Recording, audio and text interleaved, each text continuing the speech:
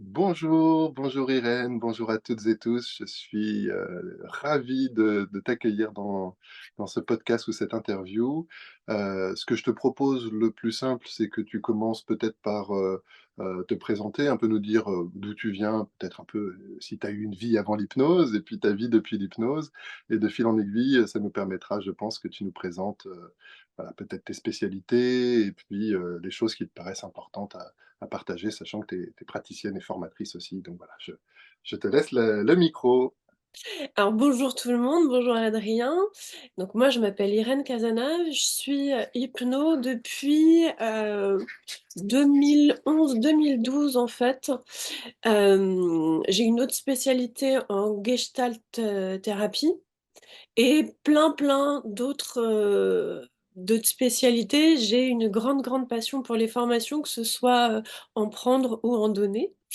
Donc après je mets pas tout sur mon CV parce que, c'est, légèrement excessif si on peut dire. Mais, parce que j'adore, apprendre, me former, avoir plein de techniques et cetera, que j'utilise plus ou moins d'ailleurs. Et on a entendu le miaou et il y a aussi la ronron thérapie qui, que j'utilise parfois, mais ça c'est au bon vouloir de des chats. Qu'est donc voilà pour me présenter, ouais.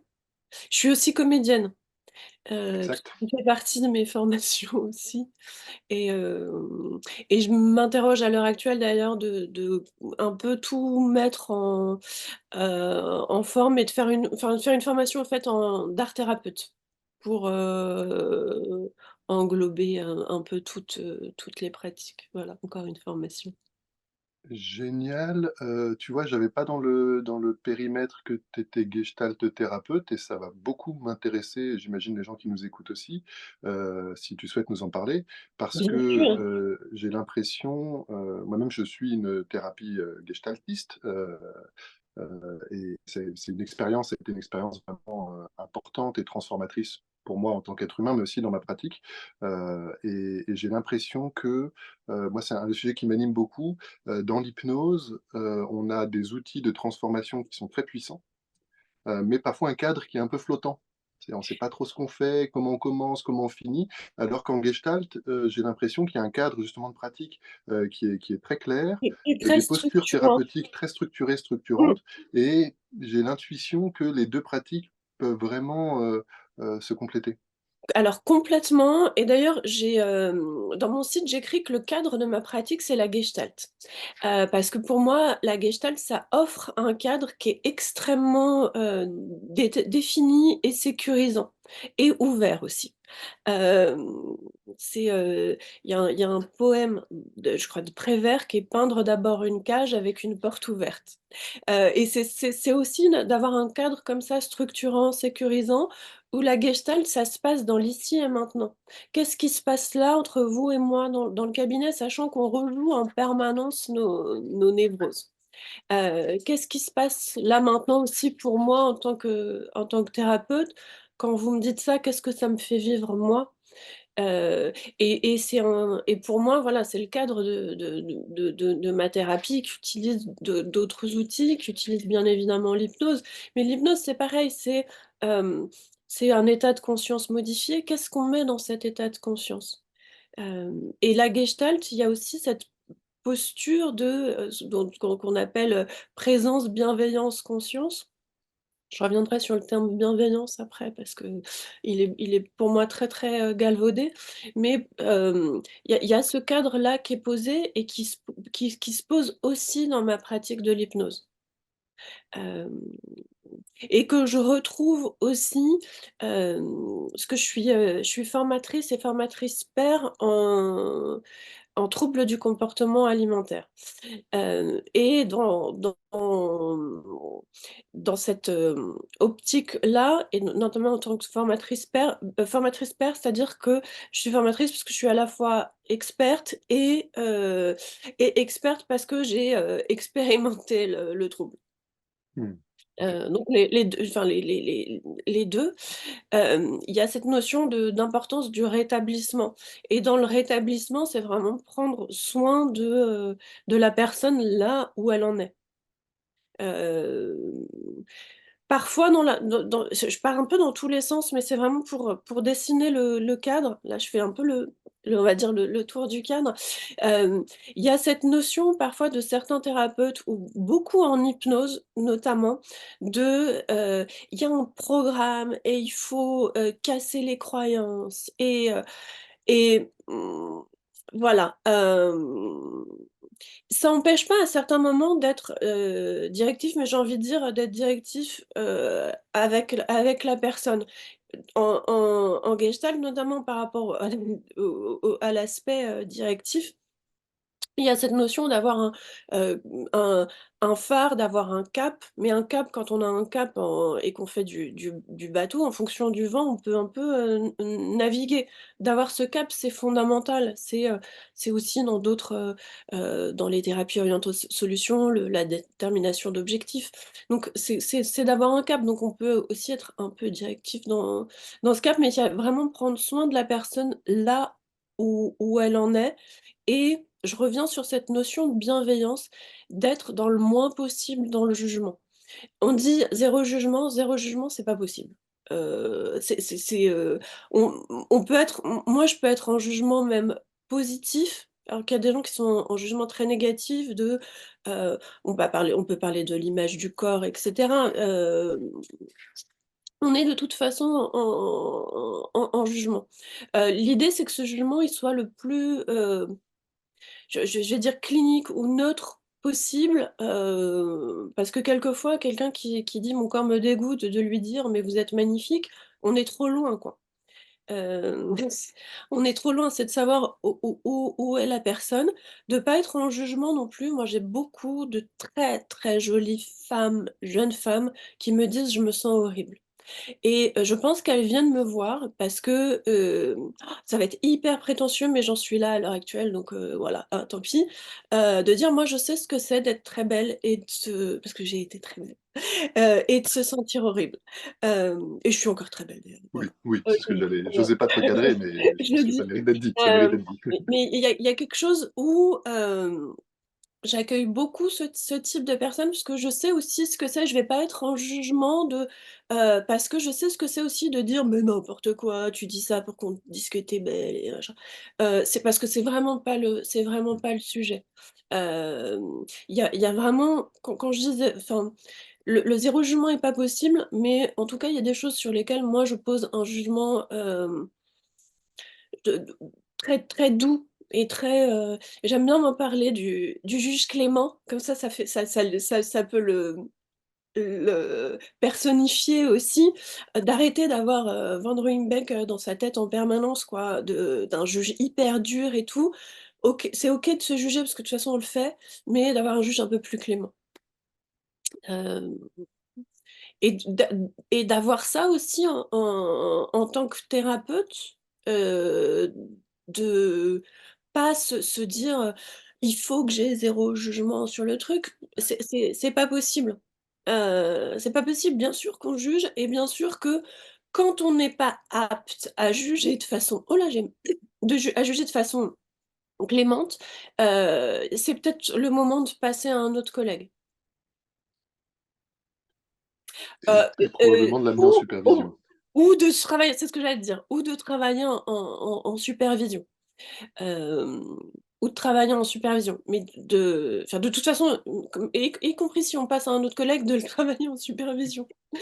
De toute Dans tous façon. les cas, supervision. Moi, j'ai Dans tous les mis cas, super supervision. longtemps à aller en supervision. Je pense que, Oui. au début de ma pratique, je devais avoir des illusions de toute puissance parce que, je sais pas, mon cerveau, il apprend assez vite la technique Mmh. de l'hypnose, voilà. Puis j'ai eu la chance d'avoir une vie plutôt clémente pour le coup, et du coup, ça m'a fait prendre et perdre du temps à me rendre compte que, même si j'ai eu plutôt de la chance dans mon cadre de vie, j'avais quand même plein d'enjeux, en fait, et probablement plein d'angles morts, heu et c'est vrai que, bah, ouais, en tant que formateur maintenant, je me rends compte de un peu la folie de ça, mais c'est mon parcours de vie, et une de mes recommandations effectivement, c'est de s'inscrire dans une supervision le plus tôt possible pour, justement construire sa pratique sur des bases les plus saines possibles parce que, Oui, on ne peut pas tout voir de soi, mécaniquement, il y a plein d'angles morts, et pour notre sécurité et celle de nos clients, je j'ai l'impression que c'est un investissement, finalement assez modeste et essentiel, quoi. Moi, ça me paraît essentiel, au début et même, moi, je suis toujours supervisée, hein. Bien Je sûr, ouais. c'est, c'est indispensable pour poser des choses aussi, et puis la vie fait aussi que quand on évolue soit dans sa vie, dans sa pratique et cetera, on accueille aussi d'autres types de clients. Donc j'emploie client, voilà, au terme, on accompagne d'autres types de personnes. J'ai toujours du mal avec le terme client parce que ça reste une relation humaine et cetera, voilà. Tu On un autre accompagne terme qui te convient mieux en je je des personnes, je sais pas, je l'emploie aussi, mais je préfère le préciser ce que dans quel, que pourquoi j'utilise ce terme-là, c'est de façon, on va dire, respectueuse de de l'aspect juridique, oui. heu, sans connotation, autre que celle-là, voilà. Ouais, mais un côté Ouais, mercantile et pas forcément ce qui nous parle le plus et puis surtout ce qui met le plus en valeur la relation, d'accompagnement. Ouais, parfois j'essaie de varier un peu, l'idée de partenaire que je trouve assez sympa qui présuppose, bah, justement le partenariat. J'avais ouais. entendu consultant aussi, des gens qui viennent nous consulter, et donc Moi, je pour trouve ceux qui nous consultant, écoutent. ça fait voyance, mais Ah oui? Ah ouais, bah, moi tu vois comme je viens du monde de mais l'entreprise, on pour moi a ça fait voilà, plutôt, on a tous nos, nos termes, voilà. Mais en tout cas, les personnes que j'accueille, pour, voilà, mais si je parle de clients, c'est vraiment parce que, le terme patient est pas autorisé de façon, juridique. tout à Heu, fait. alors qu'il faut être, patient quand on a des troubles, assez graves. Quand je dis patient, c'est pas seul quand je de notion de patience, hein, c'est pas forcément dans l'espace thérapeutique, ça peut être aussi qu'il faut laisser le temps aux choses de se faire. Les thérapies brèves, elles sont, elles peuvent être la thérapie peut être elle-même brève, mais le temps de résolution peut aussi être, plus long. Ça veut pas dire que la thérapie est longue. Ça peut être enfin, on fait pas pousser un arbre en tirant dessus, on fait pas pousser une Mmh. plante en tirant dessus. À un moment, en hypnose, par exemple, il y a des moments où on arrose et puis il faut un temps de pause. On a planté la graine, on a arrosé, il faut laisser les choses se faire aussi.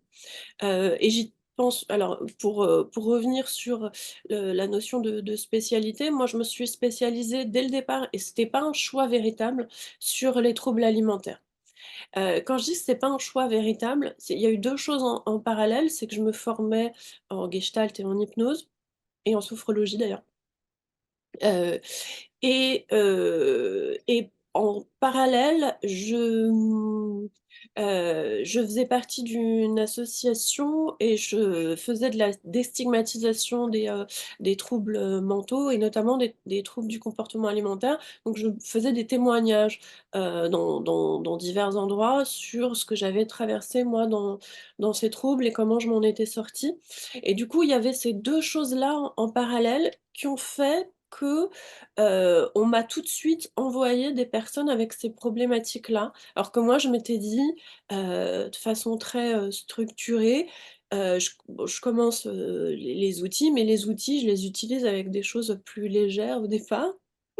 Hem et j'en avais parlé avec un de mes premiers formateurs, moi je me suis formée dans plusieurs, écoles d'hypnose, mais au départ, je m'étais formée à l'ECH avec, Dany Dan de Bex notamment et j'en avais parlé avec lui parce qu'il disait aux élèves de ne pas s'occuper de troubles du comportement alimentaire parce que c'était trop compliqué. Donc j'avais eu un échange avec lui et où il m'avait dit d'ailleurs: «Toi tu peux», ce qui m'avait beaucoup, touchée.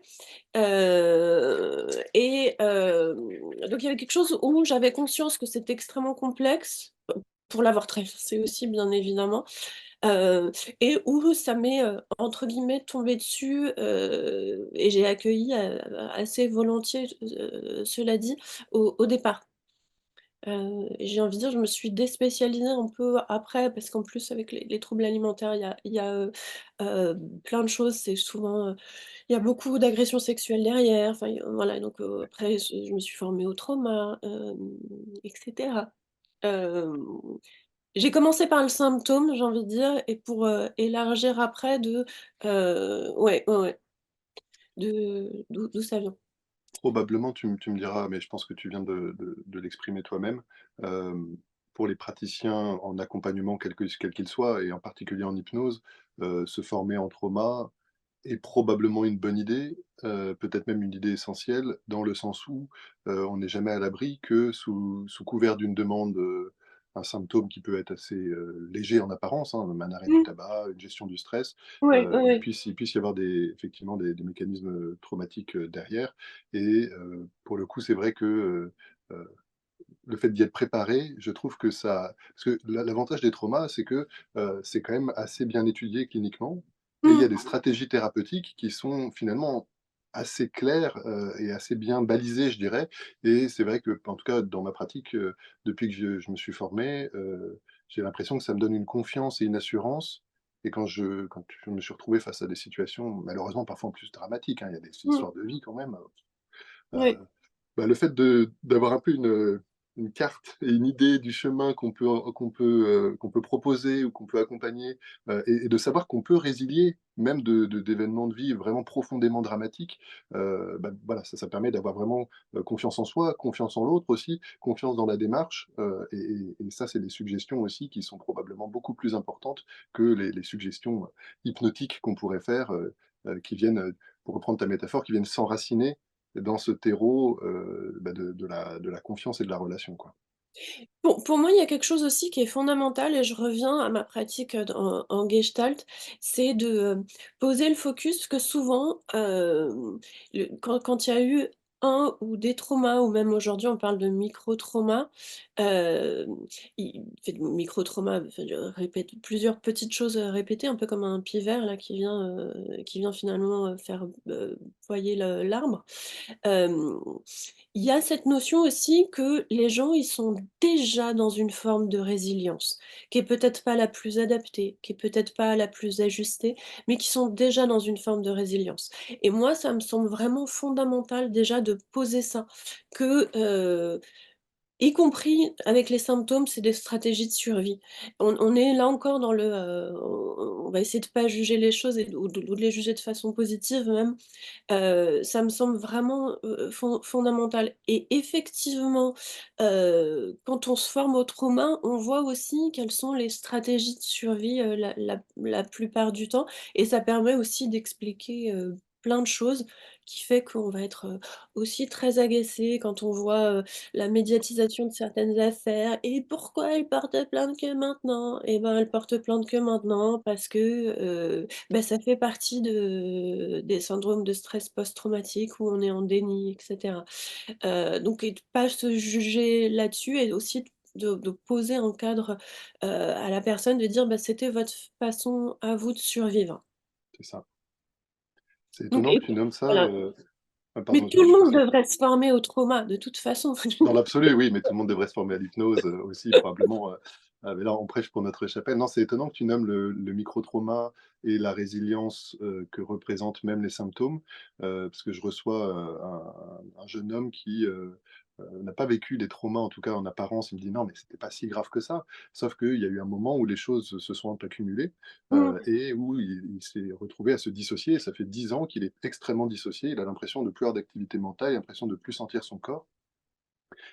Et bon, je passe les détails, mais on a fait une séance hier, et c'est vrai que je me suis retrouvé à insister en tout cas, à évoquer le fait que, vu la situation qu'il décrivait, en gros, sa vie familiale était, il pouvait être lui, mais elle était insupportable parce qu'il y a de la violence, et dans ses autres relations, il avait un faux self, comme il dit, c'est-à-dire Mmh. il se présentait avec un masque. Donc ouais, dans tous les espaces de la vie, c'était insatisfaisant, et il a fini du coup par avoir une réaction très forte, et enfin, je pense que c'est des gens qui peuvent passer à l'acte, qui peuvent se suicider. Enfin, c'est en tout cas les gens qui souffrent de situations comme ça, c'est des gens qui peuvent se retrouver à l'hôpital psychiatrique. Et donc en tout cas, voilà, j'ai eu un élan de lui renvoyer, mais que vous soyez aussi fonctionnel, même si j'entends bien que ce que vous vivez, c'est horrible d'être aussi Mmh. dissocié, mais que vous soyez aussi fonctionnel aujourd'hui, heu, à travers ce que vous avez vécu et même votre symptôme de 10 ans, de dissociation, moi, ça me paraît extraordinaire et ça mérite quand même Mmh. d'être félicité. J'entends bien que vous voulez Oui. avancer, vous voulez vous remettre dans la vie et on va bosser, on a des stratégies pour le faire. Mmh. Néanmoins, que vous soyez là où vous êtes aujourd'hui, c'est quand même déjà une sacrée, réussite, je sais pas, mais en tout cas, ça mérite d'être valorisé, quoi. Oui, oui, oui, c'est vraiment et ça me semble, moi, indispensable aussi de revaloriser ce qui est là. Hem, ce qui est là, ce qui a, plus ou moins fonctionné, mais qui fonctionne quand même. Quand on est dans des stratégies de survie, ben, on l'idée, c'est de passer à des stratégies de vie, mais il n'empêche que les stratégies de survie, elles ont permis, plein de choses et je pour revenir sur les troubles du comportement alimentaire, souvent on parle de lutter contre, c'est encore des métaphores très, très guerrières. Hem L'idée, c'est aussi beaucoup d'apaiser ça et de voir les troubles avec tout ce qu'ils ont de, parfois honteux, parfois, de difficile, comme vraiment voilà, c'est des stratégies de survie. Donc c'est plus, remercier le trouble et lui dire, je vais reprendre aussi confiance en moi, donc il y a vraiment ces enjeux de confiance en soi et d'estime de soi qui sont très vite, derrière pour me rendre compte que je peux avoir des stratégies, autres, donc réouvrir et tout Magnifique. à l'heure tout à l'heure, tu parlais de ces demandes au départ qui ont l'air anodines et qui peuvent soulever d'énormes choses. Toutes les demandes sur, les enjeux de confiance en soi, d'estime de soi, il y a souvent confiance en soi, dès que c'est, «J'ai pas confiance en moi», c'est qu'est-ce qui s'est passé? Et il y a souvent effectivement des éléments traumatiques pour que la personne cesse de se faire confiance, cesse de s'écouter. Alors des fois c'est des micro-traumas, hein, c'est des petites choses, c'est, la société, comment on s'y conforme, c'est les parents, c'est on va revenir à la systémie, mais, hem, il y a des choses comme ça qui peuvent être très lourdes. Comment j'ai arrêté de me faire confiance? Oui, parce que, tous les enfants ont confiance finalement. Tu regardes un enfant qui grandit, bah, il a une confiance d'exploration et cetera. Mmh. Effectivement, comment est-ce qu'on apprend à ne plus avoir confiance, heu je juste ça m'occupe l'esprit parce que c'est en comment dire? En rebond avec ce que tu proposais. Je crois que c'était, Kevin Finel qui avait cette formule qui était assez touchante de dire, «Rappelez-vous que vos clients, les gens qui viennent vous voir, sont toujours au moins aussi forts que leurs difficultés. Puisqu'ils sont encore vivants et qu'ils sont venus nous voir et qu'ils sont Oui, avec nous aujourd'hui dans la vie en cabinet, ça veut oui, dire qu'ils oui. sont au moins aussi forts que la difficulté, peut-être même plus». Sans doute plus d'ailleurs, Ouais, sans doute plus. sans doute plus. Hem, sans doute plus quand il y a aussi cette conscience à un moment que, voilà, on a un comportement et on a conscience que ce comportement n'est pas, adapté. Déjà, c'est qu'il y a c'est la première ouverture. À partir du moment où les gens viennent, hem voir quelqu'un, dire à quelqu'un: «Voilà, j'ai ça, j'y arrive plus». Heu, Même cet aveu d'impuissance, c'est une forme de puissance, de prise en main. C'est le début de la prise en charge. C'est dans les outils d'apprentissage, c'est la première étape. Je sais que je ne sais pas. Enfin, c'est la deuxième étape d'ailleurs. La première Ouais, étape, c'est: «Je ne sais pas que je ne sais pas», on peut rien faire et je sais que je ne sais pas. C'est à partir de là où on peut apprendre et avancer. ouais, tu deviens, c'est quoi? Consciemment incompétent? C'est ça, consciemment incompétent, voilà. Excellent, excellent. Et effectivement, on est toujours plus vaste que nos problèmes, on est toujours plus vaste que nos habitudes, on est toujours plus vaste que nos actions et remettre ça dans le champ est souvent, bah, très libérateur effectivement ça permet de ouais, ouais, de d'ailleurs, c'est rigolo parce que souvent dans l'hypnose, je trouve qu'il y a un sentiment, en tout cas moi je le vis souvent et peut-être que du coup je le fais vivre presque malgré moi à mes clients, mais un sentiment de vasteté intérieure, tu sais? Comme si, Oui, oui, de d'un coup il y a de retrouver la place quoi. ouais, ouais, ouais. De retrouver le champ des possibles. Il y a vraiment cette notion-là de, retrouver cet espace de liberté, cet espace hem, de créativité et en gestalt, quand on parle de modifier un comportement, on va parler d'ajustement créateur. Il y a vraiment pour moi, l'hypnose, elle aide vraiment à retrouver cet espace-là, cet espace de créativité en soi. Parce que quand on est dans un trouble de façon un peu mécanique, que ce soit le tabac, que ce soit la nourriture, que ce soit, d'autres problématiques, il y a un moment où on tourne en rond et on oublie l'espace, tout le champ des possibles. L'hypnose, ça réouvre à ce champ des possibles.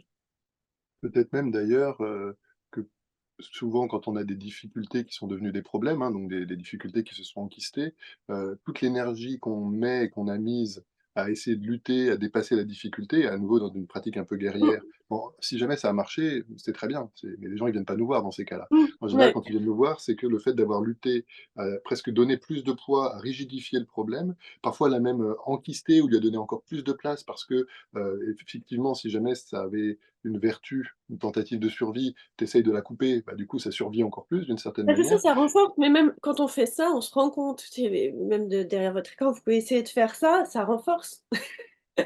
Plus on lutte, plus ça renforce. J'ai voilà, c'est mécanique, hein. C'est mécanique. Après et je parlais tout à l'heure de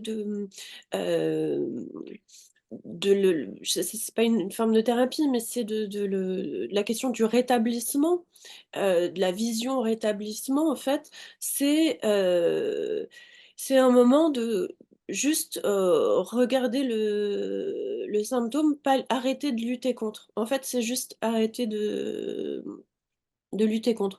Pour le moment, c'est ça. Ça veut pas dire d'être complaisant, ça veut dire à un moment de se dire: «Bon, ben, voilà, c'est là, donc tu actes», d'être plus en observation, pour à un moment avoir un peu de recul par rapport à ça et déjà, c'est très difficile d'être en observation avec le moins de jugement possible. Déjà, ça change la donne.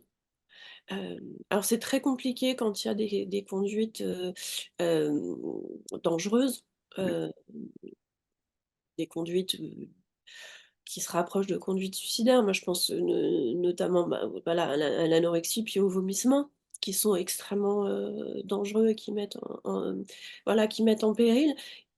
Il n'empêche que, il y a un moment peut-être de, poser ça comme pour, d'autres, addictions. Je pense aussi heu, c'est dans la même, j'allais dire obédience, mais c'est dans la même veine, les salles de shoot. C'est au moins oui, continuez, mais faites-le au moins dans un cadre, oui, sécu. d'accord. Hem c'est un peu cette notion-là, en 1re étape. C'est pas pour rester là-dedans, mais c'est pour qu'il y ait au moins, une étape de on accueille que c'est là. On accepte que c'est là et après on va le changer. Pas d'être tout de suite dans le: «Il faut changer» et on est dans cette lutte. C'est un moment pour relâcher la lutte. C'est ça me donne un frisson de t'écouter parce que, comment dire? Cet éclairage, me paraît fondamental. À nouveau, d'autant plus que, quand on est, hypnothérapeute, praticien, praticienne en hypnose, hypnologue, peu importe les termes qu'on emploie, quand, la pratique c'est de l'hypnose, souvent, il y a en plus c'est logique dans les formations comme elles sont assez courtes, c'est pas évident d'avoir cette prise de recul. Il y a effectivement une volonté d'action et de transformation, qui doit être rapide quoi, dès la première séance d'une certaine manière et Oui, peut-être qu'on joue, excuse-moi, qu'on joue on peut rejouer ou renforcer ce mécanisme de lutte en essayant d'effacer ou de dépasser le symptôme. Alors, encore une fois, parfois ça marche, donc on peut pas jeter oui, le bébé avec l'eau du bain. Néanmoins, pour toutes les fois où ça marche pas, avoir cette lucidité, effectivement, pouvoir commencer par une phase d'accueil et d'observation. Donc on arrête la lutte et nous-mêmes en tant qu'accompagnants, on ne vient pas, renforcer cette lutte et effectivement, bah, quand tu retires l'énergie de la lutte, souvent ça se remet en mouvement tout seul mmh, et parfois, c'est pas suffisant, on va pas se mentir, mais à minima, déjà la tendresse et l'auto-bienveillance est certainement une fondation très aidante et en plus, toute l'énergie qu'on met plus à lutter contre soi et contre le symptôme, eh bien, on la récupère, notamment, bah, pour de la créativité, pour Ouais, ouais. réactiver ce processus d'apprentissage et d'évolution. Oui, après, j'ai envie de dire, chaque cas est différent. Donc il y a vraiment cet aspect-là. Ça dépend de où la personne, en est. Quelquefois, on se rend compte aussi avec l'hypnose que, moi je l'ai observé plus après en récupérant des personnes qui ont été prises en charge par des collègues où, les gens ont besoin aussi de se réapproprier la résolution du problème. C'est, «Ah mais j'avais vu un hypno pour arrêter de fumer, ça a pas marché. Vous fumez toujours? Non, mais j'ai arrêté 6 mois après». Et pour moi, il y a cette notion aussi quand je parlais tout à l'heure de, il faut le temps. Même dans les même dans les thérapies brèves, il faut le temps. Peut-être que moi, j'ai la croyance que l'hypno a semé une graine et que, en fait, le temps que ça pousse, l'arrêt, il s'est fait 6 mois après. Que la personne se Tu connais le réapproprie aussi la résolution. tu connais le concept de dormance? Non? C'est un concept en biologie et c'est dans les pays tempérés, les graines, avant de germer, elles doivent passer par un moment de froid, Mmh mh. qui est en fait l'hiver, pour ne pas germer, à l'automne et se faire tuer par le gel. Et donc D'accord. si vous avez, des graines, qui poussent pas, vous pouvez tester de les mettre au frigo ou de les mettre au congélateur quelques jours. Ça peut leur faire traverser cette dormance, qui va ensuite, bah, leur permettre de pouvoir germer dans de bonnes conditions.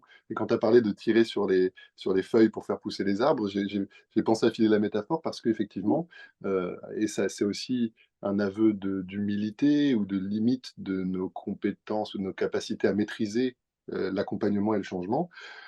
Parfois, on peut tout faire bien et il peut y avoir des je sais pas, des mécanismes ou des situations dans la vie des gens qui font, ne serait-ce que, comme tu le dis, pour s'approprier le changement, eh Et une bien, il peut y avoir une systémie. latence, une Ouais, ouais. inertie avant que ça se mette en place, quoi. Mmh. Et une systémie aussi. Tout à fait. Heu, donc après on s'en rend compte dans la pratique où quelquefois oui, si on vient renforcer ça, ça enfin, et ça marche plus après, mais ça a marché donc la personne ça a quand même, semé une graine dans son esprit que ça peut marcher. Quelquefois il y a un effet boomerang aussi parce que, bah, ça a empiré, mais empiré, nous on l'a appris en même on l'apprend en formation. Quand ça empire, c'est que ça bouge. Pas dans le bon sens, mais c'est que ça bouge. Donc il y a aussi hem, ces notions-là où, et quelquefois la mé je dis la méthode, rétablissement, elle est pas forcément, complètement adaptée, non plus. Je pense que c'est pour ça que je disais il y a, chaque cas est différent et ça me semble intéressant et important aussi d'avoir des outils où il y a des gens qui ont aussi besoin, d'être, plus ou moins maternés, plus ou moins, confrontés, donc il y a vraiment cette notion, là aussi qui est importante. Après certes, en tant que praticien et thérapeute, nous on incarne aussi quelque chose. Quand ils viennent nous voir, ils viennent, chercher quelque chose aussi. Quelquefois, ils viennent chercher la non-résolution de leurs problèmes, hein. Faut pas se faut pas se leurrer non plus. Mais, il y a quelque chose qu'on incarne. Après, on peut avoir une palette plus ou moins, différente je dirais de la plus grande douceur à la plus grande confrontation. Mais, il n'empêche que ça me semble important de savoir en tant que thérapeute ce qu'on incarne, ce que les autres projettent en général sur nous. Tu veux bien développer? Parce que j'ai l'impression qu'on touche du doigt quelque chose d'hyper important et Hem, oui, moi ça me semble important de savoir, mais c'est vraiment des choses de base, le connais-toi toi-même, de savoir ce que nous on renvoie aux gens, quelle image ils projettent aussi sur nous. On est évidemment sur les notions de transfert, contre-transfert et cetera, mais de savoir, hem, Qu'est-ce qui a fait que les gens nous ont choisis? Pourquoi ils choisissent plutôt une femme, plutôt un homme? Quelquefois, ils le nomment, hein, d'ailleurs. J'ai choisi une femme parce que, les hommes me font peur. J'ai choisi un homme parce que, parce que j'ai besoin parce que j'ai besoin de Pourquoi est-ce cette qu'on choisirait un énergie, homme? parce que j'ai Quelle drôle besoin de d'idée, cette quelle drôle d'idée. hem voilà, mon thérapeute a été, enfin j'ai eu des une femme et puis après j'ai eu un homme parce que je pense que j'étais aussi, prête à cette altérité-là, à un moment. Donc il y a, parce qu'on a besoin de ces énergies-là et ce qu'on y met derrière aussi, avec tous les stéréotypes de genre, mais qui peuvent être, voilà, mais il peut y avoir ces questions-là, savoir ce qu'on incarne, ça me semble, fondamental en tant que thérapeute et de pas être surpris. Étant gestaltiste, moi, je peux demander aux gens ce que j'incarne pour eux, par exemple. Heu ce que je leur, ce que je leur renvoie. Donc il y a, cette question-là de savoir ce qu'on incarne pour l'autre et savoir ce qu'on n'incarne pas aussi, à contrario pour l'autre. Du coup, ça me fait j'ai un peu l'esprit en arborescence, merci, c'est passionnant. Hem, heu, il y a une question que je propose souvent en formation dans l'entretien préalable, même si, voilà, je suis pas forcément un grand fan de l'entretien préalable, forcément structuré et toujours le même, mais il y en a une qui est intéressante et je la présente un peu comme ça, c'est: «J'ai une question qui est pour moi, toutes les autres, elles sont pour vous». Mais en le disant, je me rends compte que même Mmh, ça, c'est pas forcément totalement honnête. «Comment vous m'avez choisi?» mmh. Et je la trouve assez chouette parce que nous, ça nous donne de l'information pour savoir d'où viennent nos clients et ça présuppose que la personne nous a choisis. Oui, oui, oui. Oui et ça peut être, le hasard, l'adresse, c'est des fois mais Oui, oui, oui. c'est intéressant, et c'est intéressant même quand c'est, le hasard, c'est vous la plus près, de savoir, quel est quelles sont les motivations et comment la personne, choisit entre que j'ai envie de dire, comment la personne choisit la personne qui va l'aider à résoudre, sa problématique. Je vous ai prise parce que vous étiez le plus près, je vous ai prise parce que, une personne de confiance m'a recommandée. Heu, donc déjà on a plein d'infos avec ça parce qu'on sait que la personne va soit, se laisser guider par le hasard, ce qui est joli aussi, hein, soit, fait confiance, à une personne de son entourage, à un médecin, il y a vraiment cette notion-là qui est importante aussi. Ou quelquefois c'est très analytique. J'ai lu entièrement votre site, alors quand vous dites ça, c'est ça, voilà. Et c'est hyper intéressant aussi. Hem, super et du coup sur la gestalt, alors je te donne 2 questions en une. Je te laisse te débrouiller avec ça, désolé Irène, c'est pas très sympa Mmh. de ma part. Ça veut dire que tu fais exclusivement des accompagnements longs ou tu acceptes aussi des séances ponctuelles? Moi j'avais été un peu choqué, enfin avec le recul en fait, je suis un peu choqué de la recommandation dans ma formation initiale. Combien on fait de séances? Entre 3 et 5, tu vois? Un peu au doigt mouillé Oui, oui, avec, oui. d'un côté des gens qui te disent, «Moi je fais que de la séance unique, avec 100 de résultats». J'ai entendu ce truc-là, hein, Oui, mais oui. qui vérifient pas, ces résultats parce que vérifier ces résultats, ce serait présupposer que ça pourrait ne pas marcher. Donc bon, tu vois Mmh. le délire. Et Oui, puis à l'inverse, la gestalt qui est quand même souvent des accompagnements longs, en tout cas longs, dans la thérapie brève, on est à moins de 2 ans, mais moi ça fait 4 ans que je suis dans un cycle gestaltiste avec ma oui. thérapeute. On n'est pas dans les mêmes énergies, donc non, finalement, je reste sur une question, je poserai l'autre plus tard. Comment tu te positionnes, toi, sur Alors, ce ce c'est quand ce dimensionnement? quand les gens me disent, combien de séances? Moi, plus j'avance dans ma pratique, ça fait quand même une dizaine d'années et moins je sais répondre. Parce que j'ai vu des problématiques résolues, en très peu de séances, alors que j'aurais jamais parié là-dessus, notamment des personnes qui avaient des troubles alimentaires depuis 20 ans, 30 ans. Alors où là, je pense à 2 exemples de personnes où j'ai travaillé en hypnose et qui étaient par ailleurs suivies, je en thérapie, une en gestalt sûre, l'autre je me souviens plus.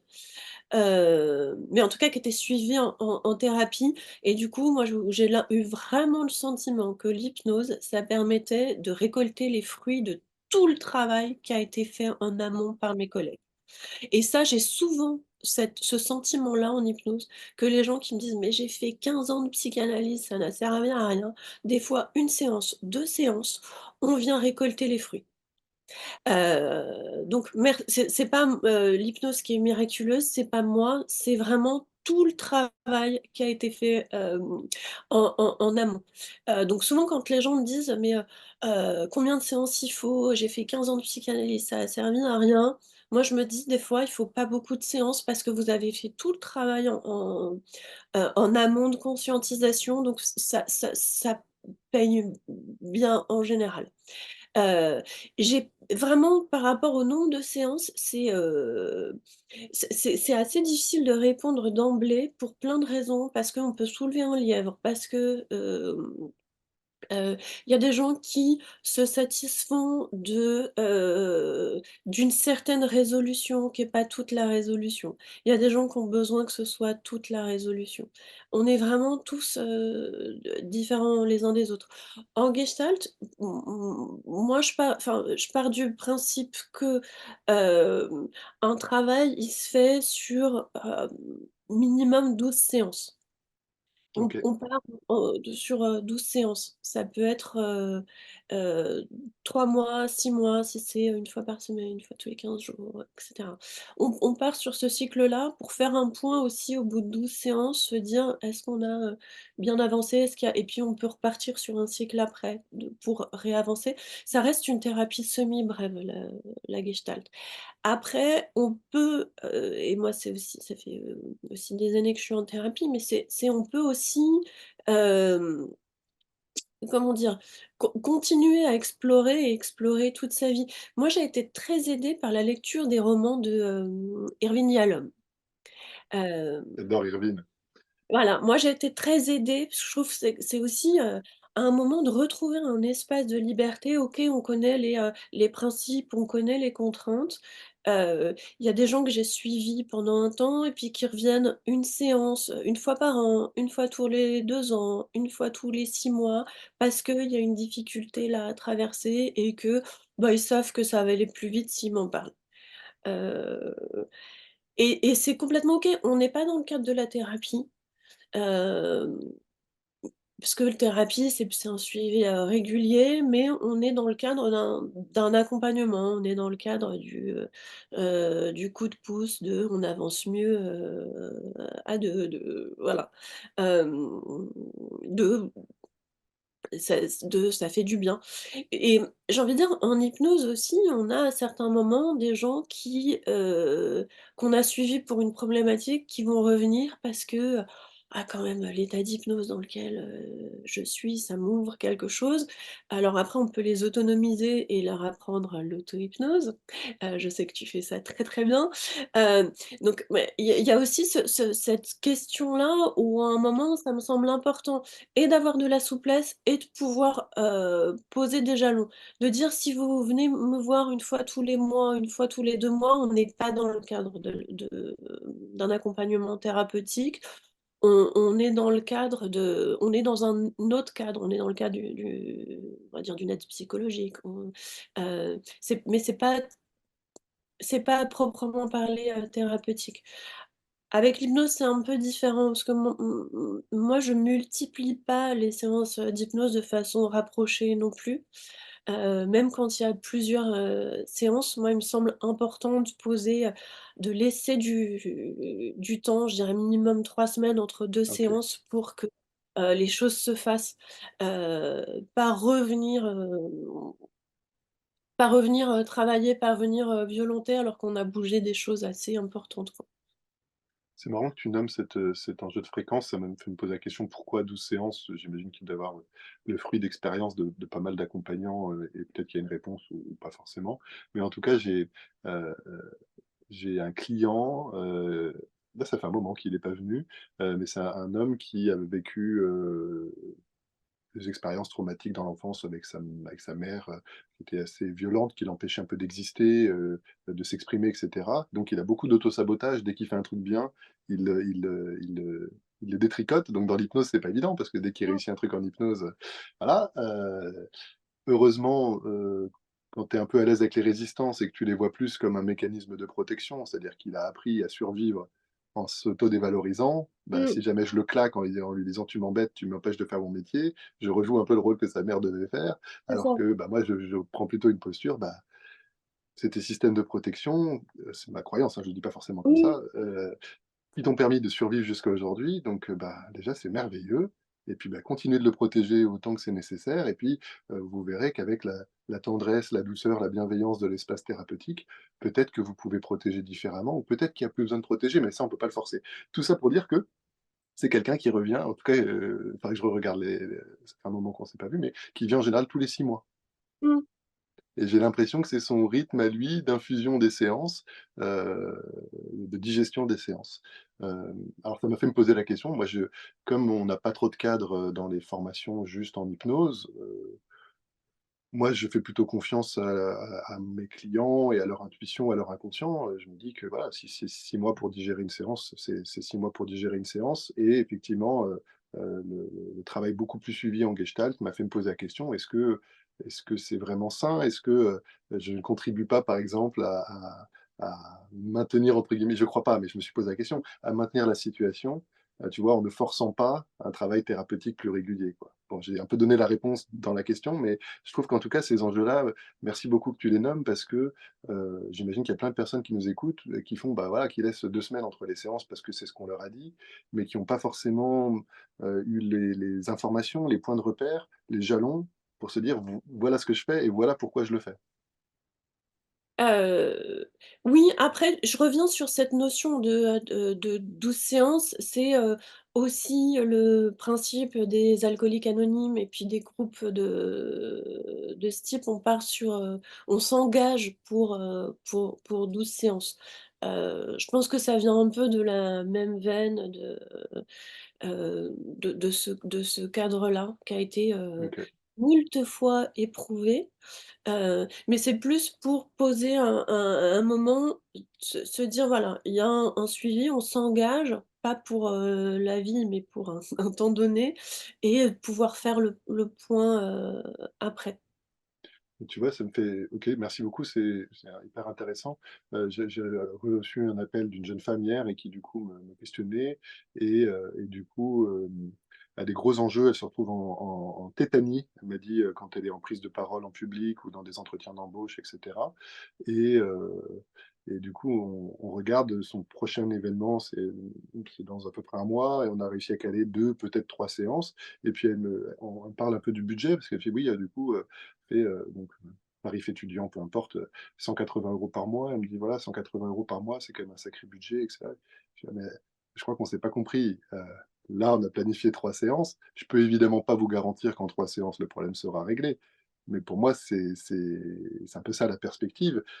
Peut-être qu'il faudra un peu plus de séances, mais on va pas se voir 3 fois par mois, pendant 6 mois ou pendant un an, parce que moi, c'est pas ma pratique. Moi, ma pratique, c'est effectivement heu, de promouvoir du changement, le plus rapide possible. Ça dépend aussi des enjeux, et de ce qui se cache derrière. J'ai, travaillé avec une femme qui faisait des énormes crises d'angoisse, qui m'a été envoyée par son psychiatre, et je pense qu'on l'a aidée à s'en débarrasser. C'est maintenant plusieurs années qu'elle a plus de crise d'angoisse, alors que sa situation n'a pas complètement changé avec plein d'enjeux professionnels et familiaux. Heu, mais j'ai compté, on a fait 18 séances d'hypnose Mmh. sur 1 an et demi, tu vois? Et bah, c'est aussi ce genre d'expérience, moi je trouve que c'est rassurant de savoir que, on va pas tout traiter en 3 séances, quoi. Je veux dire, Non, non, non, et après, quelquefois, il y a juste, nous, on fait partie aussi quelquefois d'un j'ai envie de dire d'un système thérapeutique. Notamment, je reprends cette histoire des troubles alimentaires où, je suis pas la seule personne, la seule, intervenante que les gens voient.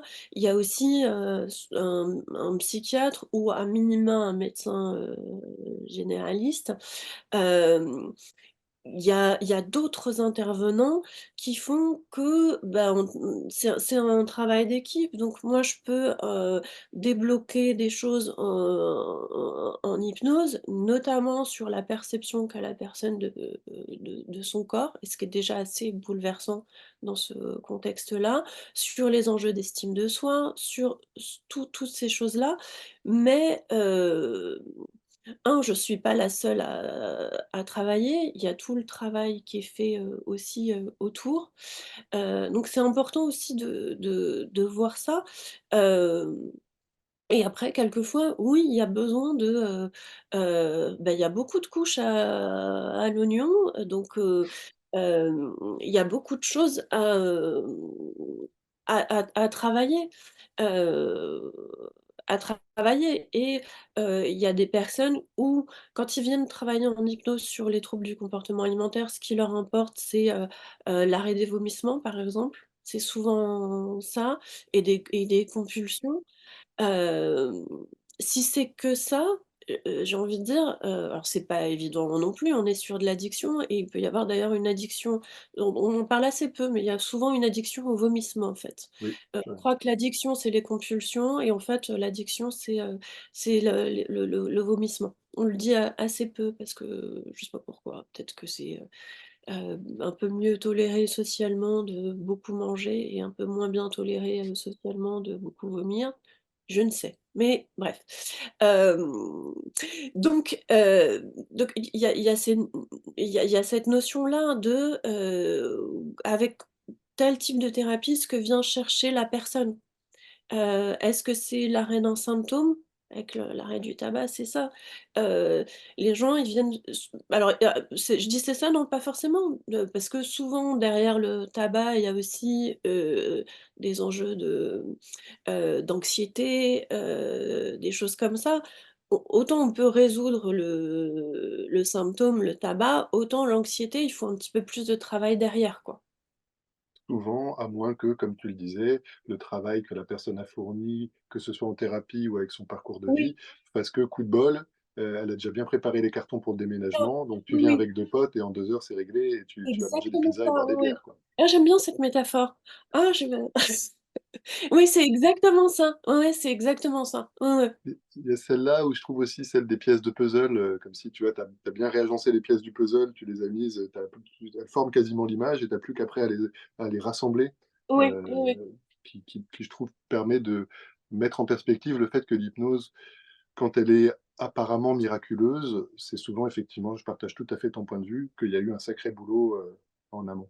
Oui, oui, les fruits sont mûrs et puis juste on secoue un tout petit peu Ouais, et c'est ça. ça tombe. On passait, on a mis un coup d'épaule sans faire exprès et hop, ça Voilà, on c'est peut ça. récolter là. Oui, oui, oui. Génial. J'ai pas de notion de l'heure, on doit se rapprocher, je pense, de la fin du temps qu'on avait prévu ensemble. Si on prend encore quelques minutes, D'accord. j'ai l'impression que sur la gestalt, il y avait une question que je voulais te poser qui est la suivante, mais c'est pas vraiment une question, c'est plus, hem, il y a comment dire? Un outil que vous avez qui consiste effectivement à être attentif à ses ressentis, à Oui, ses affects et du coup une préparation, probablement une stratégie pour pouvoir les nommer et aussi être lucide sur, ce que tu ressens. Est-ce que ça parle de la relation à l'autre ou est-ce que ça parle de ton histoire? En gros, pour faire simple, est-ce qu'il s'agit d'une projection? oui. Ça peut être le cas. Ou est-ce qu'il s'agit d'une information, je dirais, sensori-émotionnelle que tu ressens dans ton corps, en lien avec ce que l'autre joue. Je te laisse répondre à ça et je voudrais, parce que je pense que ça peut être très aidant, si tu avais 1 ou 2-3 conseils à donner à des gens, peut-être dans un début de pratique ou plus avancé, des choses que toi tu aurais peut-être aimé, tu en as déjà dit un paquet, hein, mais Mmh. que tu aurais aimé savoir plus tôt ou qui te paraissent vraiment fondamentales, je pense que ce sera une bonne manière de se rapprocher de la fin de l'interview qu'on est en train de faire. Alors pour la gestalt, très spécifiquement, nous on parle de reflet empathique.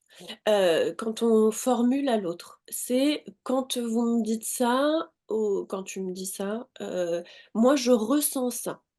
C'est un ressenti, c'est une émotion. Alors l'émotion forcément, elle va être, véhiculée aussi par mon histoire. Quand j'entends que la personne me raconte qu'elle a été, maltraitée étant enfant, moi souvent ce qui remonte c'est de la colère.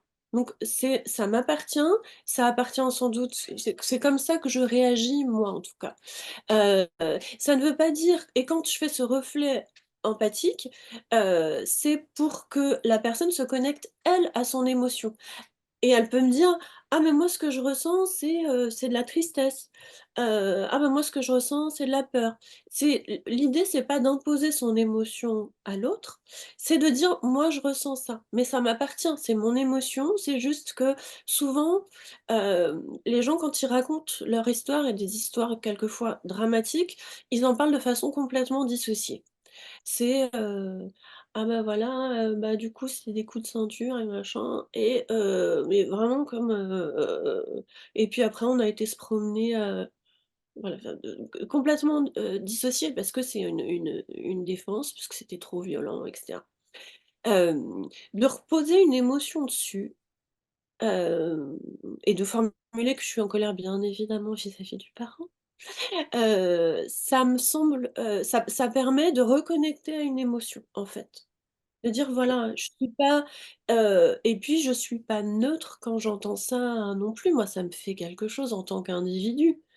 Ça me fait quelque chose, enfin, c'est fondamental. Mais c'est un reflet, empathique. Et c'est vraiment je ressens c'est une émotion qui est nommée. C'est pas un ju c'est on revient sur cette question du jugement, c'est une forcément c'est un jugement si je suis en colère contre les parents, hein, ouais. En tout cas, hem, c'est mais mais c'est une émotion. Et ce que tu dis, c'est que vous avez dans votre formation gestaltiste une vraie vigilance à la fois être attentive à vos émotions, à savoir qu'elles vous appartiennent. Parce qu'effectivement, dans une autre société, à une autre époque, mettre des coups de ceinture à des enfants, c'était l'éducation, quoi. Je veux dire, Mmh. ça aurait mis personne en colère. Heu, hem, du coup, attentive à ce qui se joue en toi et probablement, préparée à la formuler, déjà à être, comment dire? Vigilante à: «Est-ce que je formule ou est-ce que je formule pas ce qui se joue en moi?» Oui, J'imagine au service de l'autre et le but étant de l'aider à être au contact de sa propre émotion. voilà, au service de l'autre de toute façon, de quand c'est dans l'intérêt supérieur du client, quoi. Au service de l'autre parce que la personne peut aussi être attentive à, mes réactions et c'est pour ça que je parle de la colère. Parce que la personne peut me sentir en colère et souvent la projection qu'elle va faire c'est, je l'énerve, elle est en colère contre moi et donc de nommer, contre qui je suis en colère, déjà ça lâche le truc. Moi ça m'aide à à le poser aussi, de dire: «Voilà, c'est pas contre vous, c'est voilà que, voilà pourquoi il y a cette émotion». Je peux aussi nommer que c'est une émotion que j'aime bien, la colère. Hem, je peux reposer le contexte de cette émotion. C'est une émotion que j'aime bien parce que, c'est une émotion qui est une émotion très, hem, vivifiante. C'est une émotion qui vient quand il y a quelque chose d'injuste et moi, un adulte qui frappe un enfant, je trouve ça injuste. Hem, voilà, donc mais là encore, ça m'appartient. Heu, mais ça me semble important, voilà, de le nommer et de nommer et de nommer le cadre dans lequel c'est. Parce qu'il y a aussi beaucoup de projections. Les gens, ils viennent dire souvent, «Ah mais vous allez penser que» et Mmh. souvent ça n'a strictement rien à voir avec ce que je pense moi d'ailleurs. C'est, je crois que j'ai jamais eu, «Alors vous allez trouver ça, nul, vous allez trouver ça ci, machin» et en fait, je dis: «Ben, dites-moi». Ou des fois, c'est des choses qui sont vraiment anodines et où enfin pour moi, par rapport à mon vécu, par rapport à mon ressenti, heu et il y a une phrase que j'aime bien, «C'est important mais c'est pas grave». Voilà. Heu, des gens qui vont me dire, que j'ose pas vous en parler et cetera, qui vont me dire des choses qui, moi, me semblent tout à fait humaines et acceptables, même si c'est des choses qui sont, que je vais pas cautionner complètement, mais en tout cas qui sont, tout à fait entendables et voilà, et souvent je dis aux gens: «Mais est-ce que vous avez, blessé ou tué un animal?» Puis il me regarde, il me dit: «Mais, non, pas du tout», donc du coup, il me dépose ce qui eux les gêne et qui, n'a strictement rien à voir. Parce que blesser ou tuer un animal, moi je peux avoir un peu de mal, avec ça, à accueillir. C'est mes limites. C'est mes limites. Donc si vous avez blessé ou tué des animaux, alors que si vous avez une énorme culpabilité et que bon et vous vous en voulez terriblement, peut-être je peux vous accompagner, mais vraiment je pense que je suis pas la personne la plus apte pour ça. Génial, c'est vrai que, sur cette histoire de projection, hem parfois en hypnose, peut-être par la communication d'inconscient à inconscient, il arrive Mmh, qu'on puisse avoir des intuitions. J'ai même entendu qu'il y avait une personne, bah, là c'est même pas de l'hypnose, mais une accompagnante qui, quand la personne rentrait dans son cabinet, elle avait des flashs et évidemment, pour les besoins de l'histoire, elle racontait qu'à chaque fois les flashs venaient, toucher pile poil la personne là où il fallait. Je sais plus, l'histoire de d'un cheval sur la plage et puis en fait, il s'est passé un mmh, truc avec un cheval sur la plage. Sans aller jusque-là, hem comment dire? J'ai l'impression d'être, attentif à ce qui se joue en moi et c'est lors d'une séance récente, ça a été assez incroyable parce que, du coup, j'en ai assez peu de ces intuitions, hein. J'en ai pas une fois toutes les 20 ou 30 séances, un truc comme ça, le truc qui s'impose à moi, qui sort mmh, semble venir de nulle part et donc j'ai un peu développé la stratégie de le nommer, mais de le nommer avec des énormes pincettes, en disant un truc du genre: «Voilà, faut que je vous dise, là, je suis avec vous dans l'hypnose, il y a quelque chose qui vient frapper à la porte de mon esprit. Je sais pas du tout si ça m'appartient à moi ou si peut-être que ça peut être utile pour ce qui se passe, donc ce que je vous propose, c'est que si c'est OK pour vous, je vous le partage. Si mmh. c'est bon et si c'est utile, ben, vous pouvez l'utiliser dans votre hypnose, puis si ça ne vous appartient pas, vous le laissez à côté. Truc comme ça. Et lors d'une séance récente, c'est arrivé une première fois, donc bah, je fais mon truc, personne, ça a fait un peu réagir. Deuxième fois, voyons, troisième fois, et du coup, donc voilà, et on finit la séance et on avait fait une séance, parfois je propose un choix de systématiquement je propose 2 choix, soit de faire un entretien préalable puis de l'hypnose, soit de commencer par l'hypnose et de voir si on fait un entretien préalable ou si l'inconscient de la personne va se saisir de l'hypnose et faire ce dont elle a besoin. Et quand elle revient, la personne me dit: «Mais c'est incroyable, ce que tu m'as proposé là», elle se tutoie parce qu'elle est praticienne aussi en hypnose. Un de mes enjeux, c'est que comment elle a formulé ça? Je crois que j'ai je sais pas si elle dit des dons ou des talents et un truc de l'ordre de la médiumnité, Mmh mh. mais j'ose pas en parler. Et toi, dans la séance, à 3 reprises, tu m'as fait un peu un truc de médium, et alors que c'est vraiment un truc rarissime chez moi. Donc tu vois, une espèce de synchronicité sur le thème de la séance, qui n'avait Mmh. même pas été nommé. Donc voilà, enfin, on n'est pas exactement dans la même chose puisque parler de son émotion, c'est vraiment, pour le coup, on sait que ça nous appartient et c'est pas du tout la même stratégie de le nommer pour aider l'autre à être au contact de son émotion versus avoir peut-être une espèce de communication intuitive qui dépasse notre conscience, mais bon. Oui, non, c'est pas tout à fait la même chose. Il n'empêche que, il y a vraiment cette notion de toute façon qu'on est reliés les uns aux autres, qu'on plus qu'on ne croit, que nos inconscients communiquent sans doute plus qu'on ne croit, que, qu'il y a cette notion de moi j'aime bien scientifiser aussi les choses, je sais pas que c'est un néologisme ça encore, mais, les choses qui sont un peu, surprenantes. On parle beaucoup des neurones miroirs, et quand on a comme ça des flashs, bien évidemment qu'on en a en hypnose, parce que moi, quand la personne est en hypnose, je me mets aussi en hypnose, donc il y a ça. Donc forcément, je m'ouvre, à d'autres dimensions et qu'il y a des choses qui passent et d'autres connexions, qui passent aussi. Hem Après moi je dis voilà, je me dis que ce sont les neurones miroirs. Fondamentalement je sais pas, mais on apprend tous les jours que, on est connectés, les uns aux autres plus qu'on ne croit, que les arbres communiquent entre eux, qu'ils font même du commerce les arbres et je t'échange des champignons contre ci, machin. Donc non c'est vrai, hein. Ouais, tout à fait, je connais ce truc-là, j'adore, j'adore. Ça Et du coup, il y a quelque chose comme ça où on est fondamentalement, sur un petit caillou qui tourne autour d'une boule de feu. On est tous sur ce petit caillou qui a peut-être, d'autres petits cailloux autour d'autres boules de feu, mais on n'en sait rien. Mais vraiment, là pour le coup, c'est une espèce de recadrage que j'aime bien faire, voilà. On est sur le même petit caillou qui tourne autour d'une boule de feu. Donc de toute façon, on vit un miracle. en étant vivant, on vit un miracle. Donc à un moment, bon, c'est aussi pour repositionner nos enjeux, et les difficultés qu'on a parfois là insurmontables. Mais il y a vraiment cette notion-là, donc après ce qui se trame entre les gens qui sont sur ce petit caillou et quand ils se retrouvent ensemble dans un état de conscience modifié, dans un cabinet, de tout ce qui peut se jouer, heu, je n'en sais rien, et je le découvre à chaque fois. Avec, j'ai l'impression qu'on le partage, une posture plutôt raisonnable, un peu rationnelle. Moi, personnellement, aussi agnostique, c'est-à-dire que je pense que c'est raisonnable et rationnel de reconnaître qu'on comprend pas tout, qu'on sait pas tout ce Mmh, qui se passe, qu'il y a des infrarouges, il y a des ultraviolets, il y a des micro-ondes, il y a plein de choses qui échappent à nos perceptions sensorielles, mais qui sont là. mmh, Donc il y a un danger, je crois, à trop croire, justement à ces croyances ou à l'ésotérisme. Je dis à nouveau pas que ça n'existe pas.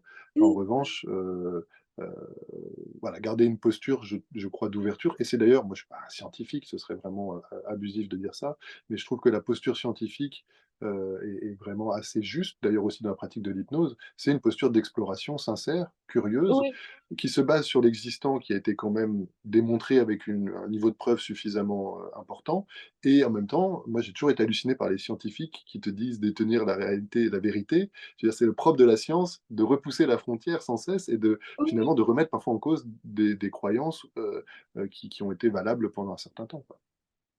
oui, oui, enfin, moi, j'ai plus, l'idée que l'esprit scientifique, c'est un esprit d'exploration. De enfin, moi, c'est ma croyance.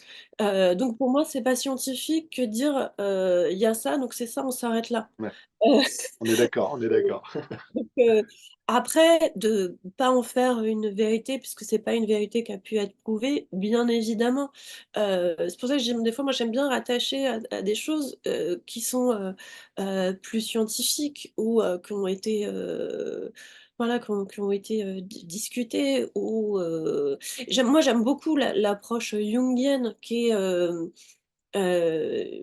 la conscience d'un grand tout, l'inconscient collectif et cetera. Il y a tout un travail, là-dessus qui me semble très, très ouvert, même s'il était, très, branché, spiritualité et cetera, Jung. Mais, il y a des choses comme ça qui sont, posées. Il y a des jalons pour moi. Heu voilà, après, ce qui me semble important, c'est qu'à la fois qu'il y ait des choses qui soient, nommées, de respecter aussi la croyance, de chacun, et puis par rapport au fait que oui, de toute façon, on ne sait pas tout. Il y a tout un chapitre dans le Horla de Maupassant sur le vent où, bah oui, le vent existe, on en est tous sûrs et pourtant on le voit jamais. Écoute, ça mériterait d'être le mot de la fin, mais j'ai malgré tout ce que tu nous as déjà offert, j'ai quand même envie de te renvoyer la balle peut-être pour la dernière fois de notre échange d'aujourd'hui. S'il y avait, voilà, un ou 2 conseils, peut-être même de lecture ou de formation ou de stratégie thérapeutique ou de posture, d'accompagnement, voilà, le champ est tout à fait ouvert. Qu'est-ce que tu aurais aimé savoir plus tôt ou, qu'est-ce qui te paraît pas assez présent? Disponibles, aujourd'hui qui mériteraient d'être mis en avant pour finir notre échange avec, voilà, des petits, trucs et astuces ou des conseils, concrets. Oui, alors, moi, je vais plus parler de, voilà, au début où moi j'ai fait plusieurs formations en hypnose parce que je me sentais pas prête au bout d'une formation. Hem, j'ai eu besoin d'expérimenter plusieurs formations et j'entendais, heu: «Mais tu te fais pas assez» des jugements, «Mais tu te fais pas assez confiance, pourquoi tu ouvres pas déjà ton cabinet? Tu as déjà fait 2 formations, tu as déjà fait 3 formations, il faut encore que tu en fasses» et cetera. Et alors que moi, fondamentalement, en réalité, je me faisais confiance. Je sentais que c'était pas encore le moment, que j'avais pas, moi, suffisamment d'outils pour accueillir des personnes, hem, que j'avais besoin de plus d'outils, que mon processus, il était pas encore, suffisamment en route. Ça veut pas dire qu'au bout des 4 formations, mon processus était suffisamment en route. Enfin, mon processus était, achevé. Je pense qu'il ne l'est toujours pas, mais, hem, au bout de ce il y a un moment où je me suis dit: «OK, je peux». Hem et je pense qu'il y a tout un discours comme ça de, il faut se sentir prêt. Si vous vous sentez pas légitime, c'est d un problème de confiance en vous alors que vous êtes pas légitime. Moi, j'ai envie de dire, si vous sentez que vous êtes pas légitime, c'est peut-être qu'il y a vraiment une question de compétences autres à accueillir. C'est peut-être pas de la légitimité, c'est peut-être vraiment un manque d'outils, c'est de repositionner la chose où elle est, c'est pas vous en tant qu'individu qui n'êtes pas apte, c'est peut-être que vous sentez que vous auriez besoin de plus de compétences. Et moi, ça me semble important de nommer ça parce que j'ai beaucoup, beaucoup entendu, hem peut-être moi de mon côté aussi beaucoup jugé des gens qui se lançaient alors que moi je ne les trouvais pas aptes. Donc il y a de jugement contre jugement, c'est pas très intéressant. Peut-être qu'ils étaient aptes d'ailleurs à leur façon pour un certain type de personnes. Donc mais avec le recul, moi je ne regrette pas du tout ce temps que j'ai pris. Donc si j'ai quelque chose à dire, c'est si vous vous sentez pas légitime, il y a peut-être effectivement une question, parce que c'est souvent d'ailleurs des femmes qui se posent et des j'ai l'impression, c'est peut-être un biais de ma part, mais j'ai l'impression que c'est plus des femmes qui se remettent en cause et je dis pas en question, qui se remettent en cause: «Est-ce que je suis légitime à», que la question, c'est peut-être pas une question de légitimité, c'est peut-être une question de compétence. Voilà, de repositionner les choses à cet endroit-là et que si vous le sentez pas, il y a un moment, c'est aussi vous faire confiance. De: «Là, je le sens pas» ou «Je le sens pas pour ça». Heu et et plus le retrouver comme un levier de motivation. Qu'est-ce que je pourrais faire pour me sentir légitime? Alors des fois, les réponses, c'est intéressant, ça va être d'avoir 10 ans de pratique. Bah oui, mais si tu commences pas, voilà, hem et qu'est-ce que tu pourrais faire pour te sentir, légitime? Quel type de personne tu te sens quand même prête à accueillir? Sachant qu'aussi, il y a cette question que moi je me suis aussi beaucoup posée au début de: «Est-ce que je suis légitime si j'ai pas réglé tous mes problèmes?» Oui, hem La réponse est oui. Oui, alors si j'ai pas réglé, mais que je suis en cours de le faire, que je suis en processus de parce que de toute façon on est dans ce processus, j'ai envie de dire de façon, continue. Donc il y a vraiment pour moi cette question de légitimité à reposer, un peu différemment. Magnifique, ça me semble très important. Effectivement, si on n'a pas confiance en soi pour piloter un avion et qu'on n'a jamais pris de cours de pilotage, c'est plutôt une bonne information.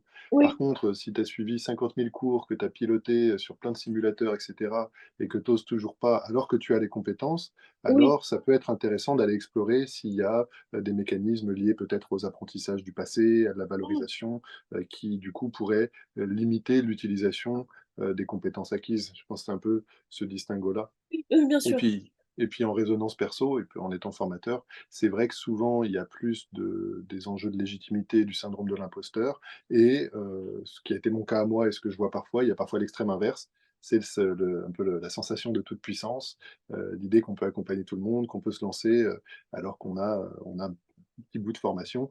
C'est vrai que ça permet d'acquérir plus de pratique et donc normalement plus de confiance plus rapidement, mais ça peut faire prendre aussi des risques donc Oui, c'est que oui, oui. les 2 extrêmes sont à soigner et à prendre en vigilance, quoi.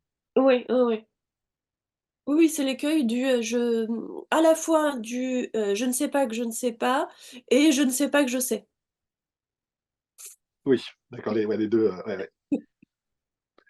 Génial. Écoute Irène, un immense merci. Je me sens déjà, heu, rempli de plein d'idées, ça m'a vachement stimulé aussi. J'avais pas eu cette idée en me lançant dans ces interviews, à la base, je le faisais plus pour, bah, mettre à disposition, ces connaissances et ces idées, bah, au plus grand nombre et puis je me rends compte qu'en fait, c'est tout à fait égoïste aussi, hein. C'est-à-dire qu'à chaque fois, j'en profite et ça m'alimente énormément. Donc, merci infiniment d'avoir accepté. Merci Je à toi. mettrai évidemment, tes coordonnées et tout, s'il y a des gens qui sont curieux, qui souhaitent regarder ton travail, plus dans le détail, voilà, dans tous les liens et cetera. Et puis, beh, au plaisir de continuer d'échanger, de grandir ensemble. Merci.